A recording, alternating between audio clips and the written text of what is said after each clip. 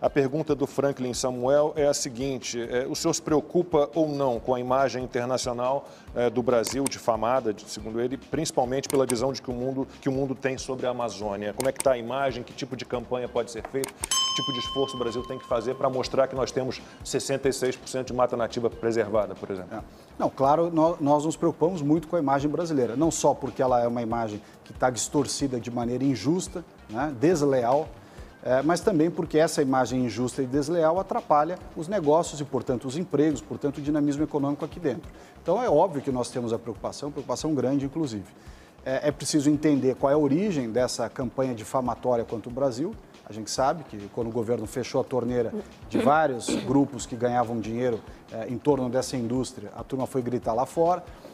Há uma cobertura, às vezes, desequilibrada do seu ponto de vista midiático daquilo que acontece na questão ambiental.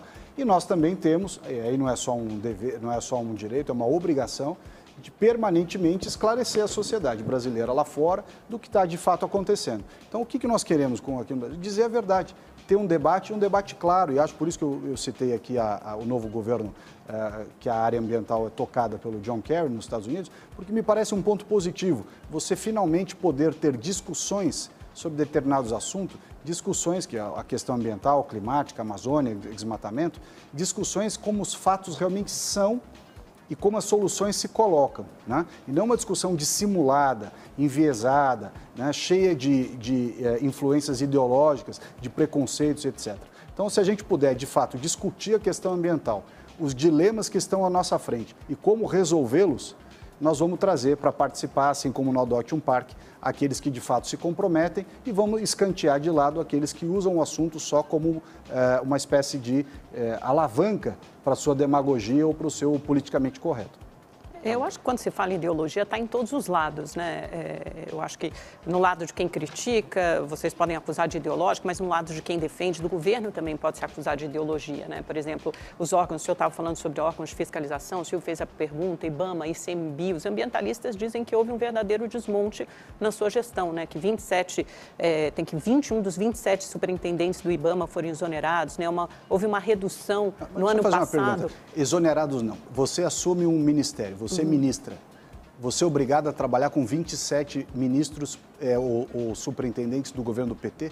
É meu direito trocar o superintendente. Isso não é esvaziamento nenhum. É lógico que é seu direito, mas a questão, eu acho, que é sobre quem ocupou esses cargos, né? Porque, por exemplo, houve muitos militares que ocuparam esses cargos. Qual o problema de ser militares? Policiais militares. Por que o preconceito contra os militares? Não existe preconceito nenhum. Claro que a própria narrativa... Existe, não é narrativa. A própria narrativa é preconceituosa contra os militares. Se você tem servidores de carreira, técnicos, que trabalhavam nesses órgãos, de repente eles são substituídos por pessoas menos qualificadas no sentido de entenderem menos sobre meio ambiente, de terem menos experiência. Policiais militares entendem tanto quanto Polícia Militar Ambiental do técnicos. Estado de São Paulo é extremamente qualificada.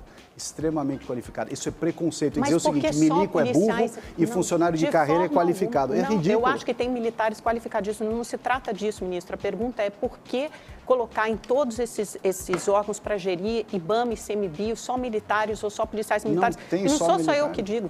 Agora, um militar que acabou de sair do IBAMA fez duras críticas à sua gestão do Mato Grosso. A maioria das pessoas que criticam, se você perguntar, você quer ir trabalhar com aquele órgão, abrir mão da sua vida em São Paulo, no Rio de Janeiro, abrir mão da sua família, abrir mão da sua casa e se sacrificar em prol do país, morando em Brasília, ou morando no Pará, ou morando não sei aonde, a pessoa fala, não vou. Então, os que criticam não largam a boquinha, não largam o Leblon, os Jardins, o Itaim, a Vila Madalena, para ir trabalhar lá em Brasília. Primeira coisa. Segundo, essas mesmas pessoas que criticam, quando eu pergunto qual é o problema do policial militar ambiental, polícia militar ambiental, uma vida inteira dedicada ao combate à criminalidade na área ambiental. Não, é milico. Então, há um preconceito contra o policial militar como se o fato do sujeito ser policial o desqualificasse. Então, essa segunda... Mas o fato de ser um servidor técnico desqualifica também? Não, claro que não. Mas o servidor técnico está lá na função dele. Os cargos que você está citando são cargos de confiança. Os 27 superintendentes estaduais do IBAMA são cargos de confiança. Portanto, quem tem que confiar naquele que é apontado? Sou eu. Se fosse para ser da confiança do PT, era na época que o Haddad era candidato. No governo do Bolsonaro, quem escolhe as pessoas de confiança são as pessoas que são ministros do Bolsonaro. Então, eu escolho as pessoas para quem eu tenho confiança. Todo o resto, o quadro técnico dos órgãos, foram mantidos. Não há uma demissão, aliás, é impossível se você demitir um funcionário de carreira. Então, só uma pessoa que não conhece o setor público para dizer que houve desmonte. Desmonte do quê? A pessoa é concursada, ela não pode ser demitida, nem que eu quisesse. Então, essa é uma questão que precisa contextualizar bem a pergunta, porque senão a resposta já sai viciada. Não, eu quero ouvir o senhor. A única questão que eu faço é o seguinte, é óbvio que esses superintendentes é que dão as diretrizes e houve uma redução nas multas aplicadas, isso é um fato. Mas não teve pandemia? 70%, a pandemia é só para criticar o Bolsonaro? Mas o desmatamento aumentou. O desmatamento aumentou. Não parece desde incoerente 2012. haver uma diminuição das multas no momento em que há um aumento do desmatamento? O desmatamento está aumentando desde que ano?